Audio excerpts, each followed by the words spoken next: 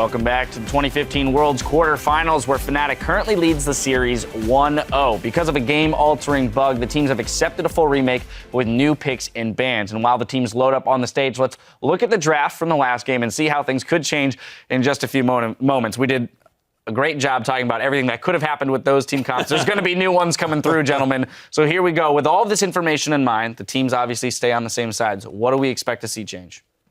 Azir. Azir? Azir on EDG side, maybe. But then again, like Spawn, the thing you've been talking about, like the LPL's cockiness, I can still see that come into play. I think the real question is which of these teams felt like they were in the winning position when the game was left, right? Because if I'm EDG and I say, look, we were on track to make the 5 Dragons, no problem, and win this game, and Fnatic is going to leave it open again, maybe they just go for the same comp. I'd be a little scared if I was Fnatic saying if we do exactly the same thing, they might do something else besides the Kassadin and kind of round out the wave clear of the composition. But they were shoving up waves, and it showed that when they first picked the Mordekaiser and you first picked Gangplank, they're just going to play Fiora into it, and they're going to have an okay time. So if I'm Fnatic, I might throw things off there and ban those two champions again. That is a matchup that if I'm Fnatic, I look at and I'm like, how did we actually plan to deal with this late game? Because we kind of need Gangplank in the comp to help the kite back, and Fiora is never going to join. And one thing that we didn't really hit on is the kite back out of EDG with Rylai's Crystal Scepter wasn't actually that horrible. It's really hard to catch Gangplank Mordekaiser when they start running, Kassadin and Mordekaiser when they start running away. And Fiora is just going to split push. And we saw yesterday, even without armor items, this champion turret dives the absolute heck out of everyone. You know, something that we did discuss coming out of Champions Select of the last game, or the remade game, was the fact that Fnatic curiously still banned Tahm Kench and Lulu while leaving the Mordekaiser GP up. If you're red side and you're going to get 2 picks following the first, why not leave a second large priority pickup with the knowledge that you're going to get 2? Yeah. You're either going to get like GP Lulu or Mord Lulu, which are both great. Would be crazy. You brought it into something that enables him to get in. You get so much movement speed from the Whimsy and all that, so that help picks and all that, and just giving him so much more and enabling the Mordekaiser. That would just be, if they didn't first pick Mord, you'd have a really good core on your hands. So there's a comp that the EDG ran a lot, which is Korra actually plays top Lulu. Jinx was undefeated. Def was undefeated on Jinx apart from 1 game against QG, and Azir is really good at shutting that comp down. So if you do that, I actually think they nearly first pick Lulu and run the Jinx Lulu comp that we've seen so much success with right now, because you run Jinx Lulu into GP Mord though? Into GP Mord, yeah. Yeah, okay. Heck yeah, how the heck do they get on top of it with an Azir? I would do that. Like there's so many like question marks, because like I was thinking about Lulu, but that puts Spawn on Azir, and there's so many questions. Like if they ban Fiora, maybe the other side will first pick Gangplank. If they Tahm Kench, like Fnatic has been banning it a lot. I remember that Fnatic played it in the finals against Origin, so we know that Yosa can play it. Surprising that they still ban it. But there are so many question marks that get raised if you change up the bans. Yeah, like 100%. Like first thought that came to mind, do you ban Fiora? But no, they will just first pick GP. It's so difficult. I think in my head that Tahm Kench would be the most reasonable one to leave up, and you take, because you're happy to eat up your vein as soon as Mord goes on him, keep whatever carry the Mord is looking to go for safe. That to me seems the most reasonable. A quick note, just for everybody at home, Gragas will remain enabled. There was a discussion about whether or not he should be disabled. Will remain enabled. So I expect that he'll remain regardless of the bug, he'll remain in that kind of power trinity of junglers. Special circumstance to create what happened and make sure that the players are informed and it doesn't happen again. Yeah, avoid extraordinarily rare. Like if it was disabled, it would create a hilarious situation, because we're back in the old meta where Gragas and Rek'Sai is on both sides, top tier, of course. Because Elise has always been. But then if Gragas would be out of it, then Rek'Sai would be permabanned, and we would see all these fun junglers, Rengar, Lee Sin, yay! Evelyn, Olaf. Well, we have, that is something I actually want to come back to, because we talked about the possibility of pinching junglers with Reignover. Because there are so many champions that are being or seem to be priority bans as of right now, he is getting a lot of leeway in the junglers he's allowed to play. But EDG on blue side, we always talk about blue side having more leniency with their bans. Is this not another approach they can take? I actually think this was like a really cool game for Reignover as an individual player, because he got to show that his Gragas isn't like horrible, and now all of a sudden that strategy becomes harder to execute on, because like in a 1v1 jungle matchup, right, Clearlove is very, very well known for being able to take the Rek'Sai Gragas matchup on both ends of it and out-teamfight the other jungler. That is like what he made a name for. So, and we saw it at MSI a lot. He was a very good team fighting jungler, but he also has a Lee Sin. Do you disagree? I love how you said he showed this Gragas wasn't horrible because he got to do nothing that game. 0-0-0. Yeah. He didn't show that it was good. It just Right, because if he was horrible. good, he'd be He would've 10-0, fed. Irene. Then again, like, Come on. it's like Fnatic's But he controlled Vision well and he didn't get invaded. Like, that's really all It's you like- need to do at the start of the game. It's like surviving is doing something good for Fnatic's side. If they survive with this team composition, they're doing good. Yeah. They should be applauded for that. You know? I want to say, yeah, that is a team comp thing. I'm not making the generalization that is how every Gragas game should be played, but in what should be an accelerated game for EDG, Gragas being able to keep up wards, keep the lane safe, and not give up the mid lane turret is 100% doing Gragas' job in that game. Yeah, I think so much of this game is going to be dictated in that first 10 seconds of pick ban where we see the bans. Yep. Which is that, is Fnatic going to roll the dice again and say, you can have your pick of the GP Mord, and that'll shape the entirety of the pick ban phase. Let's pretend that those are both banned out this time as opposed to left open, and we see what is considered more of a traditional pick ban as of yet in the meta for this tournament. Then where do the teams go? It depends on what isn't banned out of Lulu, Kalista, Tahm Kench. Because if Lulu's left up, you snatch that up for EDG and you run it with a centric comp around Deft. Yep. 100% I think that's what you do. If Kalista's up, you can probably take that rather early as well. See how you fare with it. I know that there are different things that Deft likes to play, but giving him a self-sufficient AD carry like that could be a way to go. And then Tahm Kench just is Tahm Kench, man. Like, that guy, as soon as he's unbenched, I want to see him. Deficio says he's the most OP champion in the game. I honestly think he is as well. I agree with Deficio. I think you have Wow. a great point. Yep. Like with that in mind, with what you just said, I really doubt that Fnatic is going to change the red side strategy. I think this trade is very beneficial for them simply because they're so afraid of the Tahm Kench, the Kalista, as you said. I also think that this matchup, because we've seen two very different games, is coming down a lot to coaching and how much Aaron and Daylor have prepared, because Aaron is like, once again, the MSI strategy game 5, but Daylor is also a fantastic coach, and his pick ban phase so far has been like incredibly sound. So I want to know if they change it up. I also want to know whether Pawn is willing to pick Veigar into these control majors, because if he is and they are able to run the Veigar jinx, like I know that it was exposed, but I think that is once again another curveball that you can throw at this team. How do you deal with Siege? You've like done with the poke, and now we've run this all melee. Now we'll go to Siege and just continue to throw game plans out there. I definitely agree. I think that Tahm Kench right up here, and then Veigar is like right under him, just barely under him in terms of best champions in the game at the moment. But yeah, one of the reasons we are having so much time here on the desk before the game is because we're giving the coaches that prep time, and they're definitely using it right now because we haven't gone into game, right? They're it's not just because we want to talk. Like, we promise. They are strategizing right now, thinking about it, because it is a huge conundrum here. You're sitting here thinking, do we leave it the same? What if they switch it up on us? And both teams are doing that, right? You're not having an agreement of what's happening over again, because if you think, because nobody got a big feel for if the other person was really confident in their comp, or if they're going to change it up. So it's a huge mind game going on. It was a really right now. tentative game in general. I want to return to something that we brought up at the beginning of the day, which is that Fnatic is a relatively top lane focused team. We usually see a lot of resources pumped into Huni and his lane EDG, generally favoring more of the bottom side of the map. But if we recall game 1, the numerous dives over onto Huni and the inability, and we see him on the screen now, for Reignover to get up there and help him until about 17 minutes into the game when they made the realization that they could.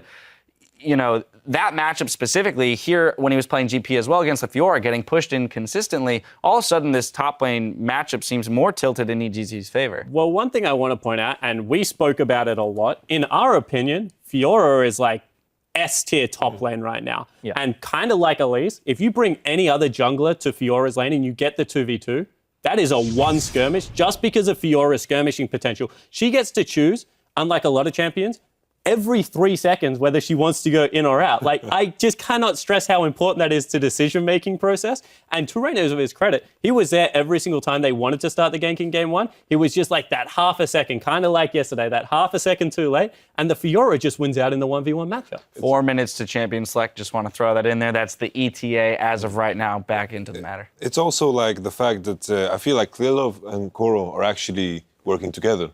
Like with Amazing J, there was very low amount of teamwork. Clearlove, it felt almost in the way like, oh shit, I cannot gank top. I just gank bottom, level 2 gank, do some crazy stuff. It feels like in the early game they had a plan. There was cohesion and they worked together. Yeah, and just looking at the statistics that they had, everybody on EDG's team had 77% or higher in kill participation, except for Amazing J, who had 50%. So they were basically leaving Amazing J out to dry. And if you look at it on the flip side, everybody on the side of Fnatic has less than 70%, so they're very skirmish focused, but we're seeing more team fight out of them. Yeah, one thing I do want to point out is that Amazing J is a split pusher and Korra is the captain. So when you have the shot caller and captain in jungle and top lane, and like it's such an important map, you can nearly guarantee that he's going to be like, you need to help me against Huni because Huni's still a class act and like one bad performance isn't going to keep the guy down. And you even saw that one bad 10 minutes of the game didn't keep him down for the next 20 minutes of the game even. But yeah, once again, that's just credit to being able to swap things up on the fly, going from a split pushing top laner to a top laner that needs help and being able to pivot on that. Yeah, and one complaint that EDG was having was that they were not communicating during the group stages. And when they threw Koro back in, their comms cleaned up. Their captain was back. He was facilitating the conversation. And as a jungler myself, that's what you need. You need information, even if it's just he used his Q, he used his E, he used his dash. What is my window of timing? Where are the wards? Communicate with me. And when somebody's giving me a ton of communication and information, I'm going to go to that lane because I know the opportunities that are being presented there. And I feel like that's what's going on between Koro and Clearlove. Yeah, we had some questions about, how Koro would mix back into the team after being away for some time. But also, too, statistically, interestingly enough, in the group stages, Fiora wasn't banned a single time against EDG and yet wasn't picked a single time against Amazing J. So that's just another thing that Koro has brought to the team here in the bracket stages is just the ability to pick Fiora and play it pretty well. Well, it's actually funny because you have Darius to blame for that because rumor has it that EDG was scrimming TSM and Amazing J picked Fiora and Darius picked Darius and like trash can the guy, like to the point that he will never pick Fiora in a competitive game. And Amazing J actually credited him in one of his interviews when he picked the Darius into the Fiora matchup because he was like, I used to think it was a losing matchup and then Darius made me a believer with how badly that lane turned against me. So that's probably why he wasn't prioritizing it because he didn't want it to happen again. I think it's strange throughout the tournament that we have seen so little Fiora. Fiora, what the heck? Because for us, every time we've seen a Fiora, we're like, oh my goodness, this is so broken. She's jumping around, healing, hitting vitals, doing stuff.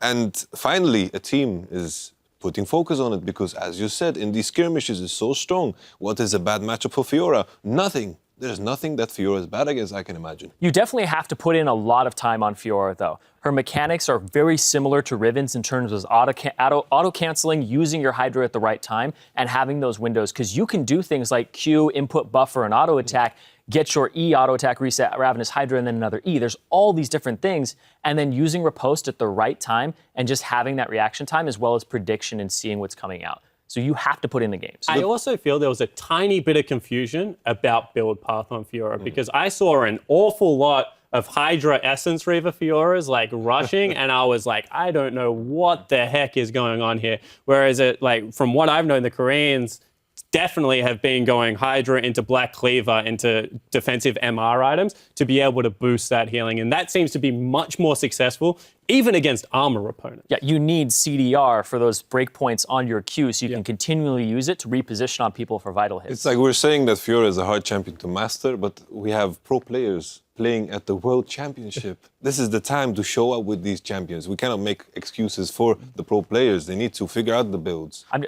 this is where we're seeing it become a benefit to the people that have picked it up. So this, only serves your point, which is that the people who have managed to pick her up, we're seeing the power of it because every time we watch it, we go, what the heck is happening? This champion is so strong. And as soon as Myron ran over that 4v5 in the SKT game, I was just like, what the heck is this champion? And it's so great because if you run it with Gragas Fiora, it's pretty much a Janna in the team fight without having to give up the fact that you have to run a disengaged support. All of a sudden you can run Alistar or Braum with it, grab great engage from your support and still have that disengaged heal in the team fight phase. Now the final set of players that we've talked about briefly, but not very much actually in this matchup, Mako versus Yellow Star.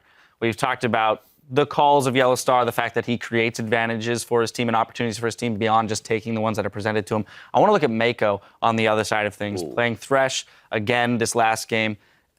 A player that I feel gets overlooked pretty often on that team, but creates a lot for them. He's my MVP on the team. It's funny because when I look at Niels and he's a rookie, then I look at Forbiven and he's a rookie and I hear a lot of this term thrown out. Mako was a rookie. He wasn't even the starting support for their team. He was brought in by Deft's request because Deft loved playing with him. He was actually a substitute. And this guy just does so much around the map. Like his Thresh plays in game 1, he was saving people left, right, and center, the turret dive, the top lane play. He's just, honestly, he's a playmaker, and he's got like a calm, quiet demeanor, which people overlook and that we value very highly. Very modest. Yeah, if you were going to make a rookie team out of the World Championship, you'd throw Niels and Mako in the bottom lane for me, like 100%. I also think that Mako being the playmaker is a big thing for this team because he's a large part of how they start fights and how they disengage them. And like you look at Yellowstar, he's a great skirmishing player, right? He can start fights, but Mako is very versatile in the disengage portion of it as well. Mako has a really good sense of what fight they can take and which ones they can't take. And I really love that about him. And people are like, oh, he's at the right place at the right time. No. He sees this coming and he realizes that his players need help. And I feel that's a great instinct to have as a support. I feel like whenever we're talking about good supports, we're talking about the high. I got to interrupt because we've been talking for far too long. It's time to send it over to the casters to get us back onto the Rift. Thank you very much, Dash, and the rest of the analyst desk. As we do get into picks and bans, I do want to take a moment to clarify the situation and where we find ourselves. The issue that appeared in-game prevented Reignover from casting the Gragas Q spell, and the refereeing team, they did investigate and exhaust every single option to resolve the issue in-game, including allowing Gragas to die and attempt to resolve the matter. After the issue remained, Fnatic was then offered the opportunity to remake, which they accepted. That is, as per the rules, the remake will now include new picks and bans because team strategies were revealed, including playstyle. Gragas will remain enabled because of the popularity of the champion on the current patch, but we will state right now, if the bug does reappear, the champion will be disabled for the remainder of the tournament. So that is something just to keep in mind. We can only apologize. Very rare bug. It is, and we can only apologize to the teams, to everybody watching. The remake will be starting shortly with picks and bans. So let's shake this off and talk about Mordekaiser and, in my opinion, GP. Do we think teams are going to allow both of these champions to once again go through picks and bans? Well, I mean, we saw from Fnatic, their bans were Lulu, Kalista, Tahm, Kench. If they want to do that again, I want to see Tahm, Kench, and Kalista being banned first and have that Lulu as the potential bait against EDG. But I also think for EDG, they saw the Gangplank, they saw the kite composition being built by Fnatic, so they knew, or now they know, Fnatic has an answer to the Mordekaiser. Yeah, and I think that if they did leave the Lulu up, then EDG would have changed their first pick and actually would have first picked the GP instead and not taken the Mordekaiser. You know, Mordekaiser into GP and Lulu is kind of ridiculous. So, Fnatic... But there she finds herself on the ban list already. Yeah, Kennen as well for EDG. They banned Elise and then they banned Sivir last time around. Obviously, that is what left Mordekaiser and GP open, and for now, it is exactly the same. Fnatic now do not want to ban one of the two OPs. Oh, now they will, because Mordekaiser got banned. So now GP is what you want to ban away if you are Fnatic. And say, we don't want to risk it, but that does leave Tahm Kench open. For Fnatic to potentially pick? Well, for you. I'm not expecting a Tahm Kench first pick. Last game was Rek'Sai, first pick, when Elise was off the table. I mean, Fnatic got to make the decision now. Do we have a composition we want to run against the Gangplank? Then we banned the Tahm Kench now. We gave them first pick. I don't think you can. Yeah, I don't think you can give away Gangplank without getting one back. Been super risky, at least. But again, this is a team that is not afraid of taking chances. Rek'Sai would be the obvious first pick. Tahm Kench, yes, he's fantastic. But it does require a composition where it makes sense to pick him into. Sound like a bit of a fanboy there, Deficio, of that champion. Fnatic now have the option to pick in two of their preferred. Hyper carries are still up and available, the likes of Jinx. And go over the tower pushing power of Tristana. Cannon away. Sivir's available. Fnatic could go Sivir and support. So are Jinx and Caitlyn, which was also mentioned as being practiced by Deft fairly recently. If you are Fnatic now, you might say we want to take some safe picks. We don't want to show too much. Then you go for Gragas here for Reino and say we want to see more of your picks before we start building a composition. Or you take some of the safer top lanes we have seen being blind picked, Darius and Fiora and so on, for Huni up there. But he's shown he wanted to play different kinds of top lanes. And I would like to combo that Gragas with the Thresh if you are trying to try and keep your first round without giving much away. There is the Kenchi. All right, we got the Kench into Flame Chompers combo. You get your Tom I'm so Kench. happy. The only problem is it's like 3 weeks too late. And Yeah. if I go on one of my Kobe rants on Tom Kench, then people The just thing get is, annoyed. I stole your It's notes not new, anyway, and I already said everything you had prepared. But during the last everybody 3 wants weeks. to hear the Kobe rant, so we'll see how practiced Yellow Star is on this champion, because Hey, we've seen him He run played it before it was cool. but He it played wasn't it before good. it was buffed. But it wasn't good. Okay, It that's really fair, was not good. But They lost that game. he now had 4 more weeks or 5 weeks to practice even more. I think Jinx Tom Kench is one of the best combos you can pick because it gives Jinx that extra mobility in the late game that she needs to survive these team fights, and also in the laning phase, it's very hard to all in on a Jinx when Tom Kench is next to her. He basically just makes almost every lane a farm lane because he stops that all in from happening. Kobe, There's the. Well, I was looking at the Caitlyn already Yeah. for the other side here. Picked up by Def. Like we said, he's been practicing it fairly recently. We'll see if they actually end up in that 2 versus 2, because Caitlyn can try and bully them off. Jinx can switch to Rockets though and actually trade. So it definitely will be determined by the support pick. Well, what do we have seen so far from teams when they play against Tom Kench, because it's so fairly new? They pick some all-in comps, like, oh, we're gonna play like an Annie Callista lane, and we're gonna try and all-in the AD carry. Tom Kench eats it and says, no, that's not gonna happen.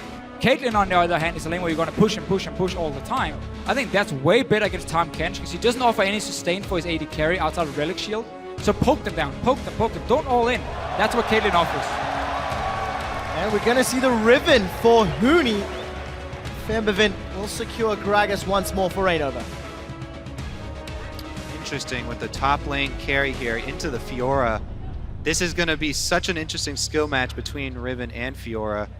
Once again, though, I think there may be a lane swap brewing. I think there's a good chance we see Morgana as well, and us instantly just locked in So here. this is what we were also talking about. When you have Caitlyn going for that siege, you want to combo it with something in the mid lane that really supplements the siege. And Veigar, we've already seen it many times by specifically the North American teams putting in a lot of time on that. But Pawn has been practicing it heavily in solo queue, and EDG will try group up early, knock down the outer turrets, but also while they're knocking down the outer turrets, fish for that binding, fish for that cage to try and get that pick. And yes, Tom Kench can eat somebody out of a binding, but the cage blocks off a huge zone. Still, Tom Kench, to me, is a very good Veigar counter due to the fact he can remove that one-shot potential from Front volley happening. burst. However, EDG are not looking necessarily to one-shot someone. They're looking to zone you off your Exactly. tower and take your tower. It's about the area And that you can control. You cannot eat the tower. That doesn't work. That doesn't work. Have you tried? That was in your notes, Kobe, so I trust you now. Well, Febevin's got a couple seconds left to lock in his counter.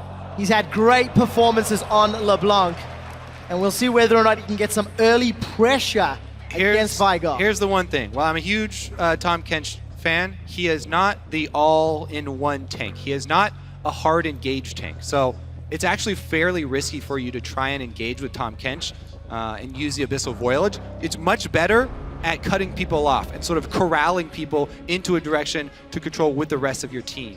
This is a very mixed composition for Fnatic. Yeah. You got the Riven split push coming in, you want to assassinate someone with LeBlanc, and you want to have these big kiting team fights with the Jinx Tom Kench. So it's a bit of everything for them. The problem is if they want a 1-3-1, Jinx wave clear in the mid lane. Again, she needs to get in there with the rockets. She can't clear really far away from. Yeah, the thing is, I want to reiterate this one more time. It's a bit of everything except for really hard engage. They would have to have Flash with Riven or some crazy Gragas ultimate, because if Tom Kench Abyssal Voyage into the back line, he gets stunned with whoever he brings. And he wants to be in the back with his AD carry. Exactly. If you put up the cage, you can stun them both. He can't save anyone if he's stunned as well. He has to get his own Merc Treads. He has to get some sort of QSS or Mikhail's or something to pull that off. Luckily on the side of Fnatic, they have shown a penchant for engaging at the right time in the right place, and they'll need to keep that up.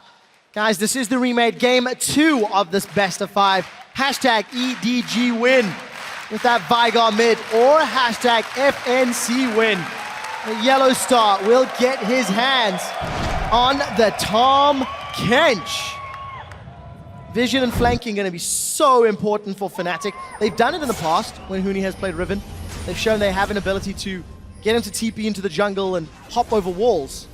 And they may need to do that again to get behind that baby cage that Varga can put down. Yeah, the early game is so key in this matchup. When you have a siege composition, if they do well in the laning phase and get to rotate the AD carry into mid and start this siege on your tower, there's often very few answers other than like a TP flank happening. If that fails, you fall so far behind. But the same can be said for EDG here with their comp. If they start losing lanes to Riven and LeBlanc, the crazy pick potential for Fnatic can just run over them. And this is the thing, Jinx can take a turret very quickly, so Fnatic can trade objectives fairly efficiently as well. Face checking here. This is Get risky. the deep wards they've been seeing coming in. And Fnatic did a similar thing in the previous game. EDG have adapted. They're gonna get Reckless and Yellow Star. Oh, it's got to pay off. Tremor Sense is showing two members of Fnatic nearby. EDG very patient. They saw the ping on 2 guys with the Rek'Sai, so they know it's not 5 members running from Fnatic, but EDG is still A brush with death there. not gonna pull the trigger. And they escape. Fnatic get Maybe they deep I don't wards know. down. They know the wards are in place, so EDG, I want to shout out to my boy Freak. are they going to look for the lane swap, or will they use the warding information to dance around the Okay, pigeon? so basically, yeah, as you just said here, they want to dance around where the wards are being placed. It's often the same ward placement you see when these invades happen. 3 of them down to block every entrance towards the lane, so Fnatic didn't spot them. Sneak up there, but so it's going to be a 2v2 top. Huni gets his one-on-one down the bottom lane as well, so we have these insanely snowballing matchups between a Fiora and a Riven, where the first gank can basically decide the entire early to mid game between these two guys. Meanwhile, look at this huge advantage here. Tom Kench absolutely annihilates Krugs there with the giant AoE, and they're going to be a camp up. Caitlyn likes to start shoving the wave though, so Def tried to get there as soon as possible, auto-attacking the wave. You charge up your headshot every time, obviously your headshot is charged up. Look for your harass trade. Mako lands the first binding, but Yellow Star says nope. We're going to see that a lot, I feel. Yes. Def and Mako are more looking just to poke with the double range against them than all inning. What you normally could do with Caitlyn Morgana is you land the binding, follow up with a trap, and someone is stuck for such a long time. Another small thing, notice here Rainover, he started on the top side of the map, so he's going to path down towards the bottom side. That's going to apply pressure on Koro if he's going to push his lane. Yep, it's all about that minion wave control up top. When you have control as a Caitlyn lane, especially with Morgana at your back, you can be extremely aggressive, just like Huni. Really bad trade by Koro right here. He walks in into stun range of Huni, then uses his block basically for nothing. It's an instant ability obviously for Huni with the stun. You have to be super quick on a Fiora. I think Exactly. close to impossible for him to pull off here, and he really failed it big time. Koro's backed, picked up some wards, and a pot is now under CS from Huni, but the wave is pushing towards Koro, so Huni going to be needing to overextend, but luckily Clearlove is on the complete opposite end of the map. Yeah, even though that trade evens up teleports, Huni's got such an experience advantage here working with it. He will also probably be able to go up and clear out that pink ward that Koro placed in the tri-bush. So that, while the giant wave is there, so that would be some extra value added. Pretty deep ward here on the Wraith camp as well. Clearlove was able to get a little bit of deep vision over on Rainover's side, and that will be the next camp that Rainover goes to. So EDG will have information on Rainover's whereabouts fairly shortly. Well, we get a good start for Huni in the bottom lane. Top, again, is what we mentioned, how you can keep pushing it in. If you are the Caitlyn Morgana lane, just keep trading. 2v1 against both Tom Kench and then the Jinx, and it's hard then to reply if you are Fnatic. And really also with this Morgana pick, it's funny because a lot of these champions for EDG that haven't shown before in this tournament, they have been spamming them in solo queue. Morgana was there for Mako, Caitlyn for Def, FLICKR as well in the mid lane, and this is gonna happen over and over. And Rek is a little bit confused. Small miss, small miss. Aim small, miss small. We'll see if Reckless can find his aim later on. Rainova spotting Clearlove in the jungle will give some information. Huni actually gets caught up by that riposte.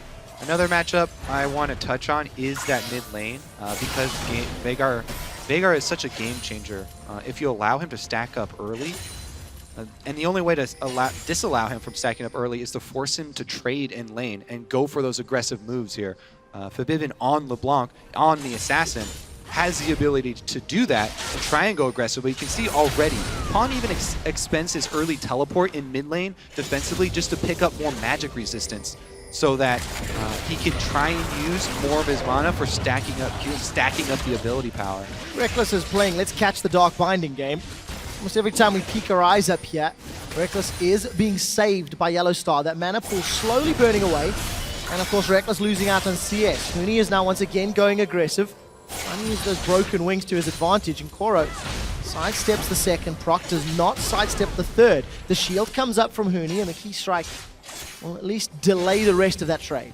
Fnatic needs to do something about the top lane, though. Even though they're not dying, they're down in CS, and their tower is already taking about 40% damage up there, because again, EDG keep pushing it down.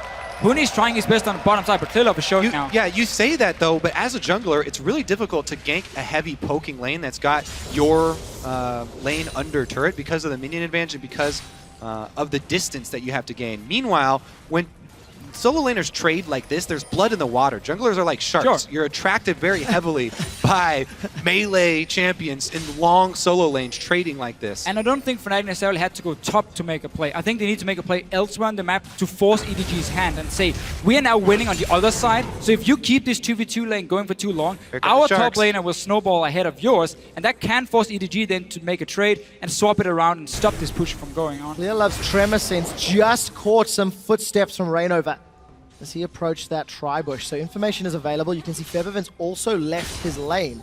If Koro sticks around, they're going for a dive. And this is what I like. Now Fnatic are saying, we're going to snowball Huni even further. So EDG, you cannot just sit in 2v2 top because your top lane will fall behind. Clearlove has spotted it. We have a roam from Vega as well. 3 guys on bottom side soon. Koro, he does have his grand challenge. He's used it on a level 4 Rainover. Flash away from Koro keeps him alive. And Huni will take a turret shot for his troubles. Clearlove able to thwart the gank at the cost of Ignite for Flash and time in the mid lane from Feathervin.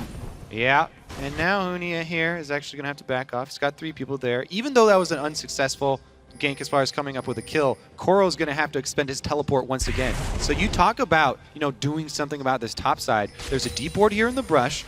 Huni may have teleport advantage if Koro feels pressured enough to use it to get back to lane again. And the way the Fnatic, made their stamp, made their name with big Huni teleport plays, there could be an opportunity. The ward is expired. Just died. I took too long talking about it, and Koro took too long teleporting back. The point is still valid. Really key though if they could get another ward. For EDG that Rek'Sai was sitting in that bush or in the jungle of Fnatic, spotted, of course, Rainover moving down. So they knew, okay, the dive is about to happen. The Blanco's missing in the mid lane, and that's why they could react and defend Koro. Otherwise, it would have been a 3v1 and he would have died super quick. I have to say though, this top lane CS of the duo lanes is just outstanding. Deft is destroying Reckless and Yellow Star up in the top side. Really punishing. And this was why EDG was sitting in the bush, hiding at level 1. Didn't want to risk going for an all-lane and try and get it first, but they wanted to dodge around the wards to try and force a 2v2 lane with Caitlyn. She's one of these champions, if she doesn't get the 2v2, it gets to be a bully.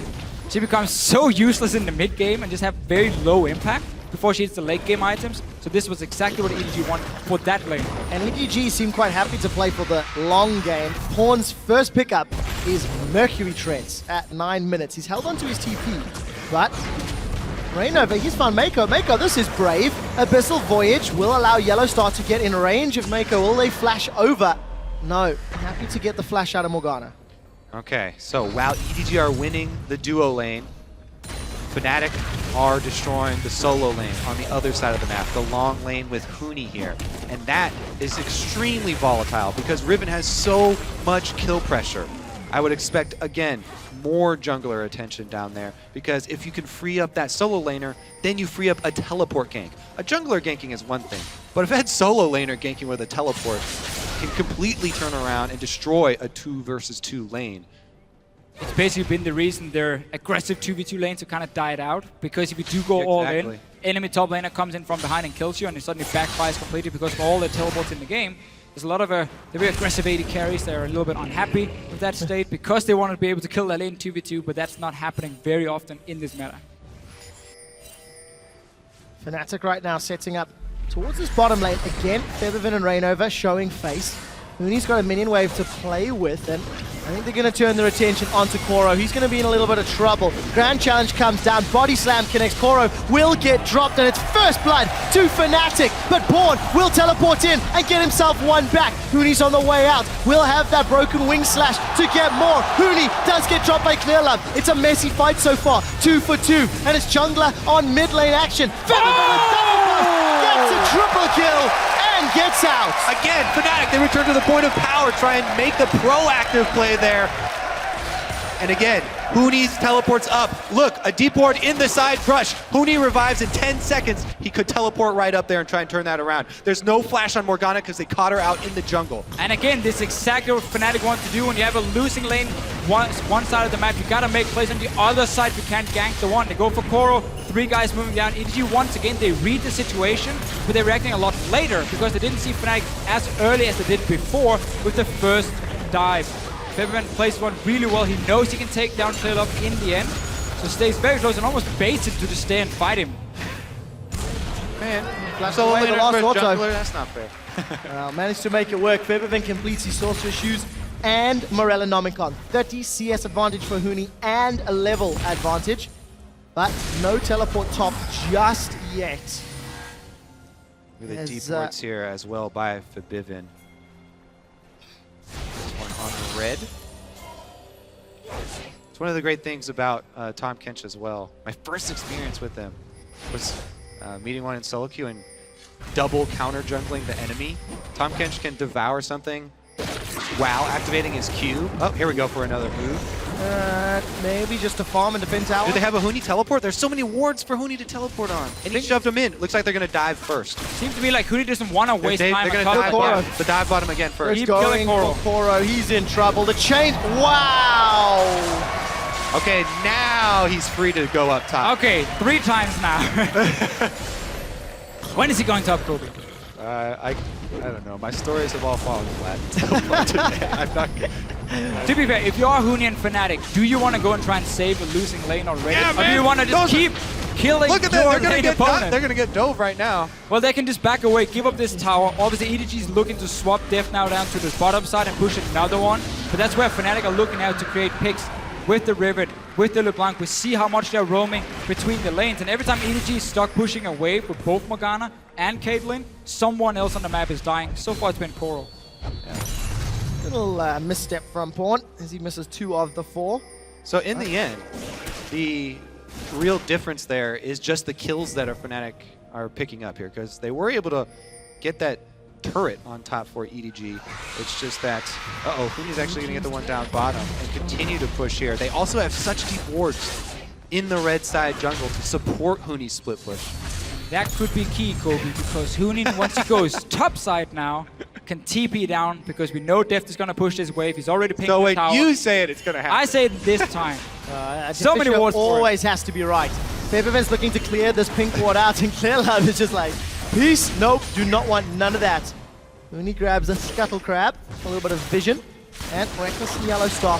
Uncontested, this is a free tower, in fact, as EDG have sent their resources down bottom. Not exactly what EDG were looking for here. They wanted to have Koro on this top side already, but obviously him alone wouldn't have done a whole lot. Yeah, it's another trade they're just opting for. Bottom side should be taken at the same time as well here for EDG. But when you play that Caitlyn, you are supposed to get the tower advantage by you being able to push faster than push in the enemy AD carry and slowly take down the tower. Obviously, Jinx will take down the tower super quick once she gets to it. Yeah, but they're not done pushing.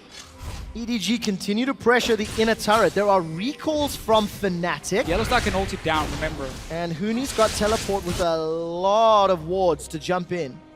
But they're opting not to pull that trigger yet. The range on Abyssal is still relatively low, and I think Yellowstar's peeling towards the middle top quadrant, so no more pressure on the bottom half of the map. EDG did get the 2 side lane turrets down. That's what you want to do with these siege comps here, especially when you play the Veigar. You want him to hit level 11, you group together with him in the mid lane, and you start sieging on that tower, because even if there is some sort of wave clear for Fnatic, that massive zone that Veigar is going to offer is going to force you back, and that's going to always give some damage to this tower. So Fever needs to be careful now. He knows a lot of people are coming, and he's the only wave in his mid lane. He has to dash into them. That's super risky. Yeah, that's why we'll be looking for the flank, because again, this Fnatic squad has to be very careful with how they go about engaging Huni needs to work with the fog of war. Riven is all about the flashy plays, you know, coming in very quickly with the dash. So once Huni's flash comes back up, then maybe they'll look for one of those plays. At least you need to have teleport ready, and when you know the siege is going to start happening, you need to have put wards in advance. So you have wards on the side of the mid lane. You can see the 2 here near the mid lane tower of EDG. That's something Fnatic could use to stop a potential siege from happening. And Huni, all in again, he's 2 levels above. Yeah, big difference. That Bee of Sword helping out. Or I think got a pretty good riposte there, but doesn't matter. Huni's got such a strong advantage. Just hit a 3-level lead for the time being, and as my math is completely horrible, it's 50, 60 CS advantage for Huni. And Reckless is even caught up in the bottom lane. All right, well, let's see if he plays a bit more safe here. Definitely into his third. He should be fine.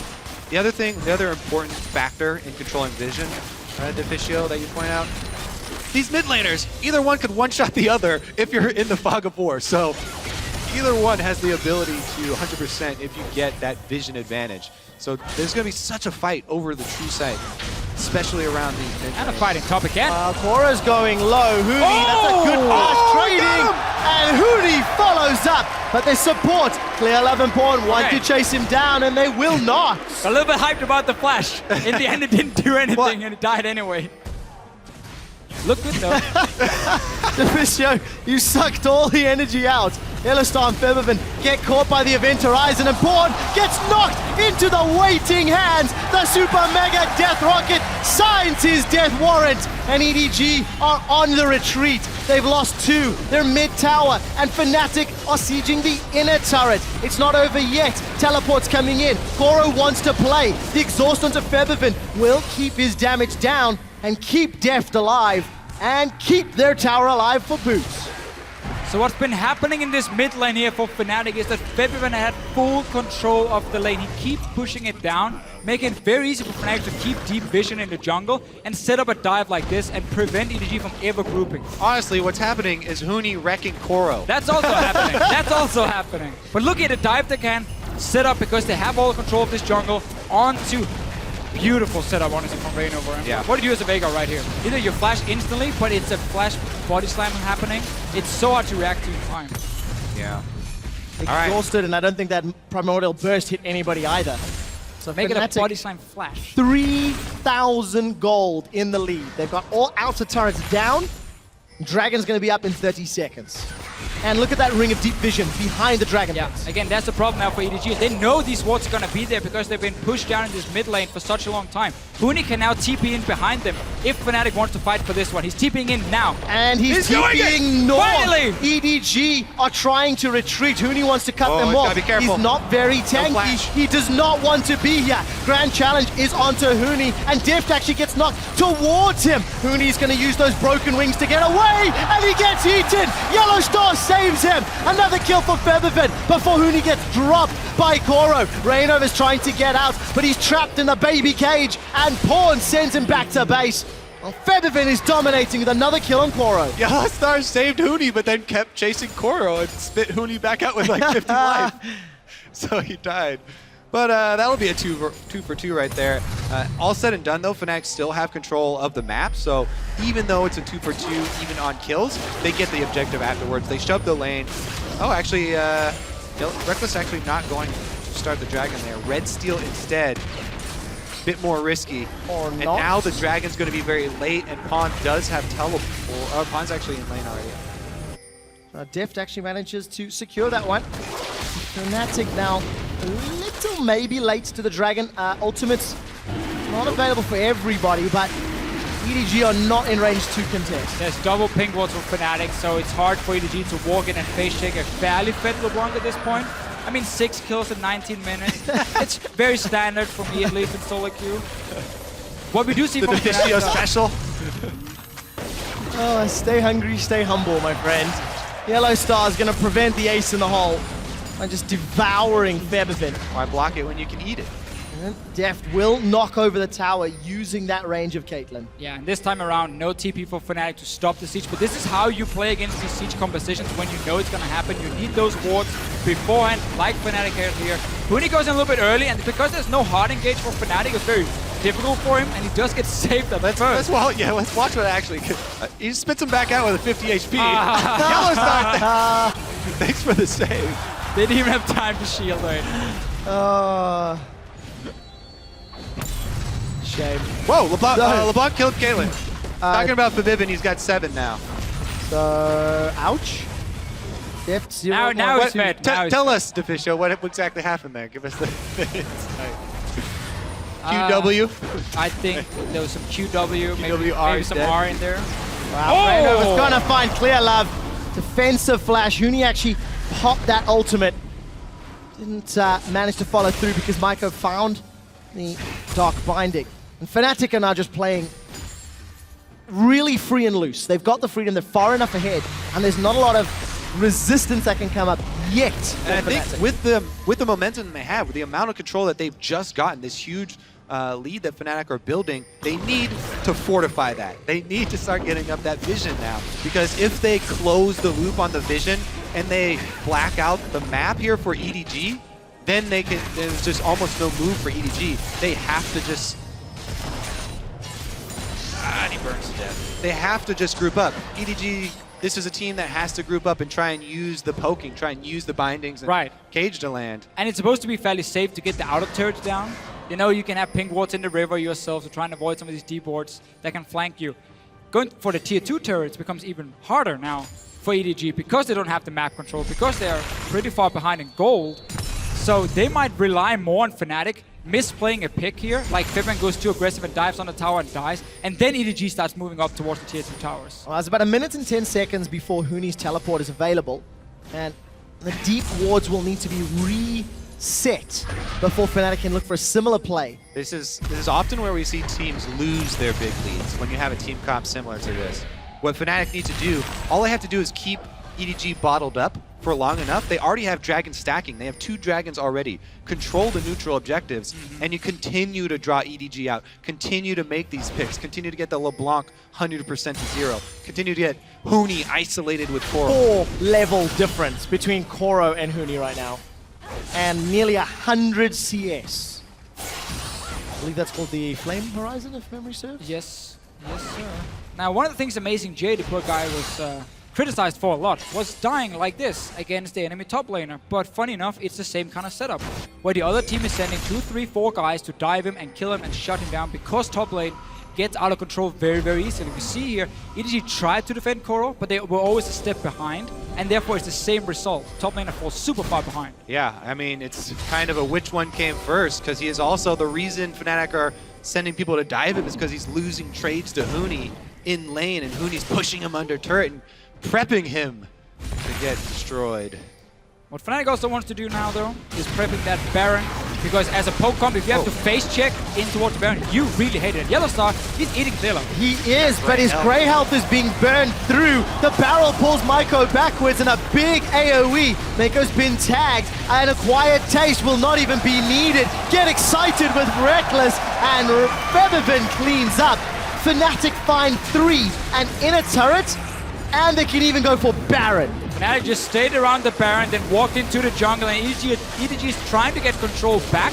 But when there's so many things that can just kill you so easily, and so much mobility on the side of Fnatic with Riven, LeBlanc, and even the top Kendrick can just walk in and eat you and spit you back. It is so difficult to regain that control. You were a siege comp. You were supposed to get a big tower advantage, and you got nothing. All right, we'll take another look at it. You catch the Kench. He's got 2 health bars here. So gray health goes up, and teleports come down. Fawn actually uses everything on the outside here. Fabibin just walks around, and all of Fnatic teleport in. They continue the pain train and crush EDG under the turret and take it afterwards as well. All right, now we have a minute. What a game from Fnatic. They've got Baron now. Every single one of their lanes is winning, despite the trouble that Reckless and Yellow Star had early. They were able to put pressure on the side lanes, and they've got him relevant. Well, if you have a losing 2v2 lane, Morgana Caitlyn, pretty hard to gank. Why not just go down and kill the Fiora over and over? You have Riven. Well, when you put it that way. I mean, come on, that's how the game is, right? You just go kill someone. Split pushing with Baron buff taking effect here. Huge 10,000 almost gold lead here for Fnatic. So we have seen 3 new picks from Deft today. And I just have to say, the Jace, I didn't see anything I liked. He did nothing in that game. The Mordekaiser, his dragon control was terrible. I'll give him 1 out of 10 for that one as well. Harsh. So far, the Caitlyn, he did his job on the Caitlyn, to be fair. He pushed in the wave over and over, he got the tower. So the champion you were the most excited about in terms of his solo queue prep this week is the one you're giving the highest ratings? Out of 10, what do we think? I mean, he couldn't really do much else right, but he gets a 5 out of 10 for that one. Okay, 5 out of 10 for He gets Caitlyn. 5 out of 10? He took Now- 2 towers down, his team is losing. Huni has still got that 4-level advantage and pushing the bottom lane, gentlemen, while the rest of Fnatic are pushing the middle lane. I'd like to get the scoreboard here for Huni in a moment as Koro's got some help from FLICKR, but Febiven's joined the fight. He's taken down the tower and is looking to kill Koro once more. The rest of Fnatic are going to focus down the inhibitor as Reignover gets caught out by a Dark Binding. Not going to be enough as the Wind Slash hits pretty high health targets. Not going to secure the kill. Rekkles has got the tower in the mid lane. Inhibitor falls bottom. The base is breaking and there's nothing EDG can do. One hit forces Deft to retreat. The Event Horizon comes down and the Christmas presents look to be Fnatic's as they are going to take a second inhibitor and get themselves out unscathed. All due to the Tahm Kench. Wasn't that right, Kobe? Actually, it's all due to Riven. I said every time we see Riven in the game, So, if that champion is in the game, go gank her. Hey. She's going to snowball one way or the other. Huni had an okay start to the game, sure. But Febiven, to me, really is the standout guy. First game as well, he had such a good performance. This one, he's roaming from the mid lane, he's pushing it down 24/7, walks down bottom lane, he's part of every single kill basically Fnatic. He's getting except for 2 kills I just noticed, but he's been part of almost everything else. And this guy is on fire this tournament. I would even say he's been the best performing mid laner in this tournament alone. Not saying he's the best in the world, but in this tournament he's been looking fantastic. Don't step on my territory there, Deficio. Febiven Do you want to say doing work at the moment. And as you mentioned, allowing Fnatic to continue pressing their advantage. Baron has worn off and Fnatic are just grouping in the top lane. It is just a matter of time before they get to their 3rd and final inhibitor. There's been no reservation, no hesitation, no signs of weakness for Fnatic this game. Double pink. There's a sign of weakness. Yep, there we go, little mistake. Just wanted to test the strength of that baby cage. Febiven's gonna eat the Primordial Burst and lose a major chunk of his hit points. But he does stay alive. Huni's gonna pull enough threat to buy some time. The rest of Fnatic to at least look to take this tower down in what is still a 4 versus 5. Yeah, I mean, Febiven's not running teleport on LeBlanc, so Fnatic gonna take it fairly slow and easy here. 4 versus 5. Oh wow, Yellowstar even pulls him out of the stun. Just look at how Yellowstar's standing here. Whenever Rekkles goes in to hit the tower, Yellowstar's just slightly behind him. So when the stun lands, it's only on Rekkles, and then he eats him, spits him out. And what did I even say? He's got a Quicksilver Sash on Tahm Kench as well. So even if you land the double cage, Yellowstar can still get himself out and save whoever's next to him. Well, we'll find out if Tahm Kench manages to make it through the rest of Picks and Bans. Deft gets caught out. The Event Horizon will not be enough to kill Reignover, and Deft is running away. A 3-man stun. Huni's not able to push EDG back. The tower falls, so does Koro. Inhibitor number 3 is down. Fnatic have super minions looking towards the Nexus turrets, and they will drop the Nexus turrets. Fnatic rebound after a difficult start, and they will crush Edward Gaming. Nexus turret is a matter of time as Fnatic take the lead 2-0 and are 1 game away from a semi-final and a top 4 minimum at Worlds.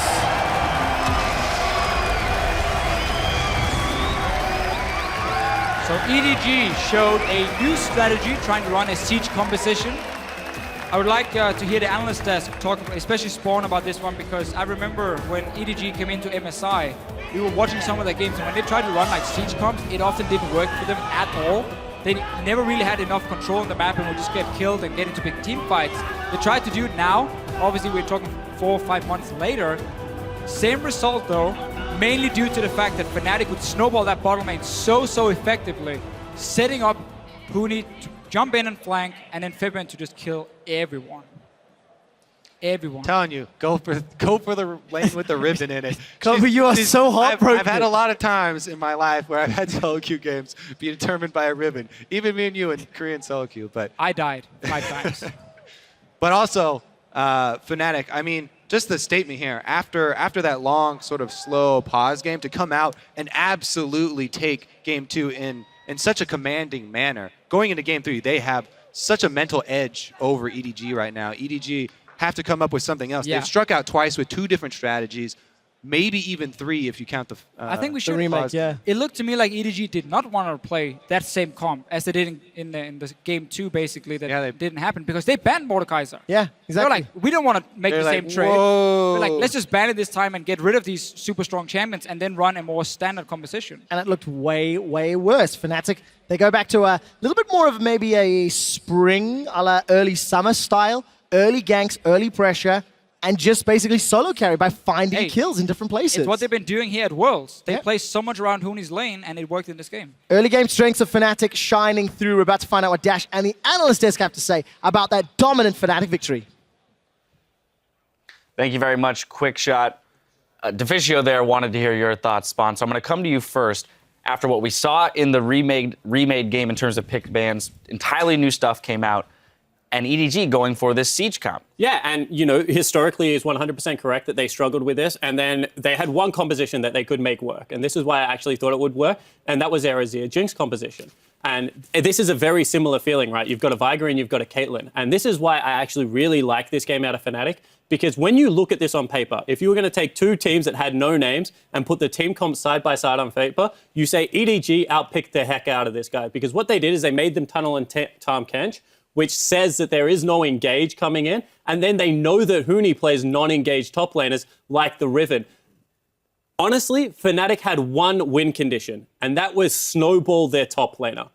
The credit that you have to give to Fnatic is that this team is that damn good at the game that they had one win condition, and they completely blew EDG out of the water. That was a very one-sided affair. I think the question. that Hold comes on, just to- EDG on your screen looking, a little down in the dumps here. Down 0-2 is not the way they wanted to start this series. Back to you, Yamada. I think the question that comes to mind when you think of the win conditions, I was saying before that I cannot see what is good against Fiora, but with the Riven pick coming in, how good is it actually against Fiora? We see that Hooney has experience with the Riven, he has experience with the Fiora, and is playing this matchup up like really well. So the question is, in the future, will Riven bans come in if Koro still wants to play this Fiora? That is the question to me. Because if Riven is really good against Fiora, that is a proper win condition to play by. And interestingly, just a statistic on Hooney's picks, this is the first time at Worlds that he's repeat played a champion. He has played Yasuo, Darius, Hecarim, Gnar, Echo, J4, Riven, and now Riven again.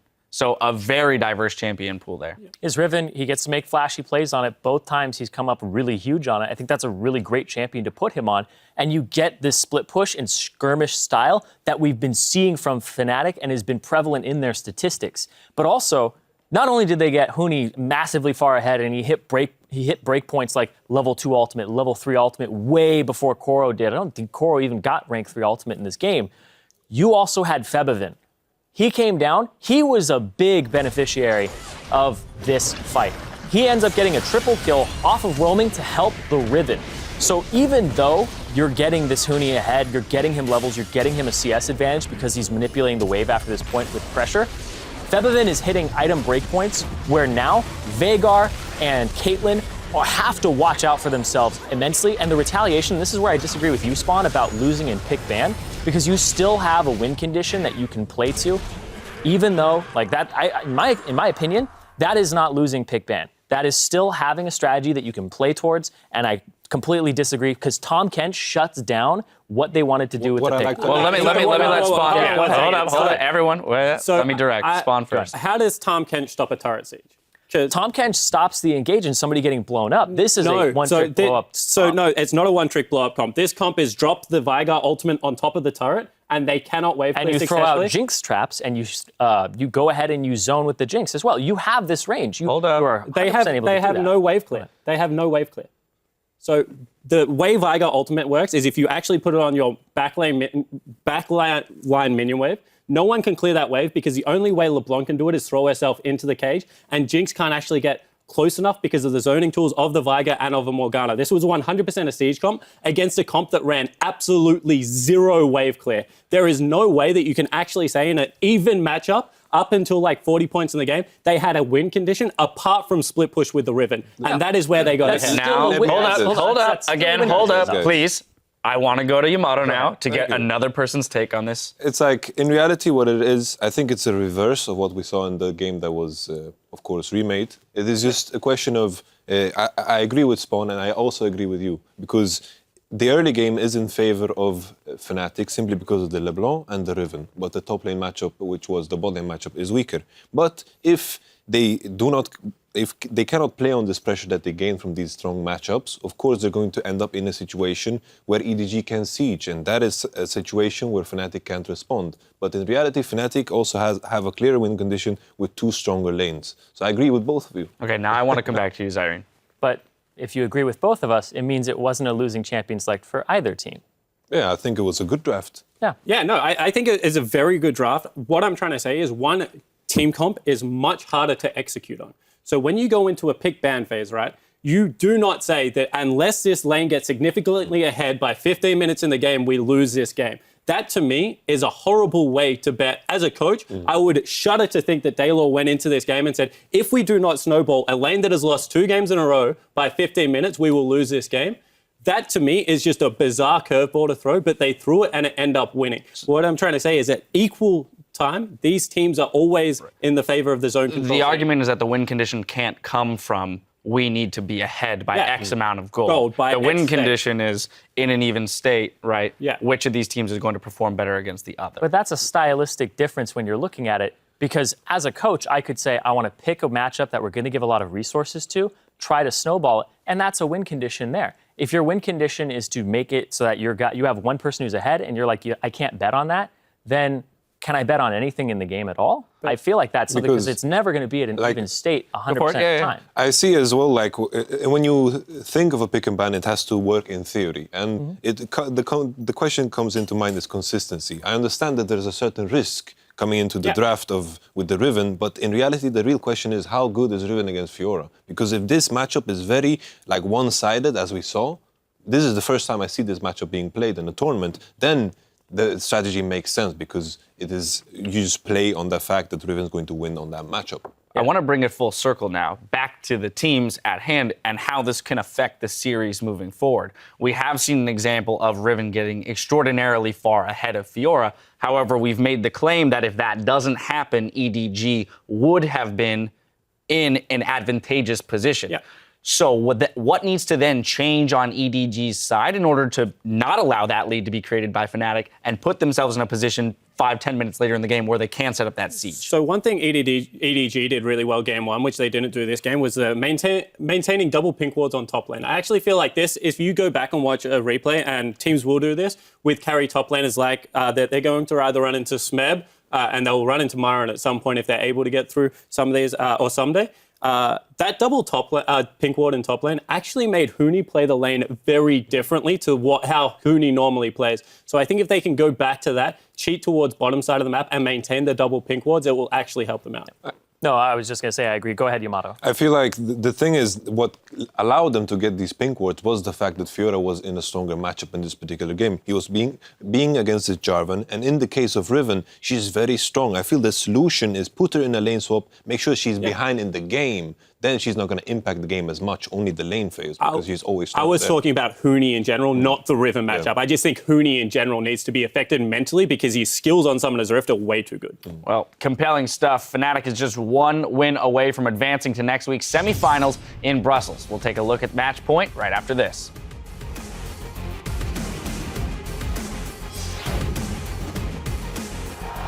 It is game 2 of Fnatic versus EDG. It It's a messy fight so far. 2 for 2. And it's jungler on mid lane action. That's a triple kill. Hooney's going to use those broken wings to get away. And he gets eaten. Yellow Star saves him. Another kill for Featherfin. Big AoE. Mako's been tagged. And a quiet taste will not even be needed. Get excited with Reckless is running away. A 3-man stun. Hooney's not able to push EDG back. Fnatic crush Edward Gaming.